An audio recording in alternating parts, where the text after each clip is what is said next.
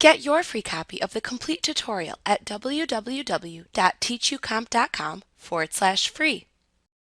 If you have to collect a combination of sales taxes that you report separately, like a county sales tax and a city sales tax, you don't want to possibly confuse customers by itemizing the individual sales taxes you collect as separate line items within your sales forms. Many customers may mistakenly assume they are being taxed twice. Therefore, QuickBooks lets you group individual sales tax items you have created within the item list together as a sales tax group item, so customers will see a single sales tax line item amount within their sales forms, while QuickBooks will still report and collect each sales tax item within the sales tax group separately. You create the sales tax group as another type of item within your item list.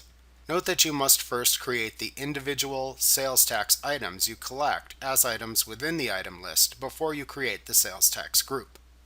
After you have created the individual sales tax items for each tax you must report, you can then create a sales tax group within the item list by selecting Lists, Item List from the menu bar to open the Item List window.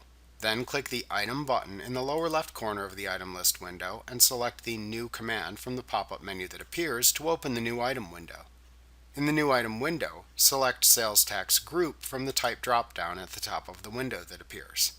Enter a name for the sales tax group into the Group Name/Number field.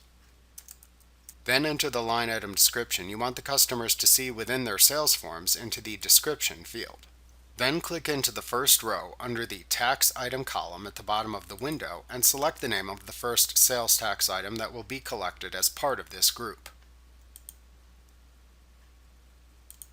You can then click into the next row of the Tax Item column and select the next sales tax item that will be collected as part of this group. Repeat this process until you have entered all of the sales tax items that will be collected as part of this sales tax group. When you are finished, click the OK button to save this sales tax group into your item list.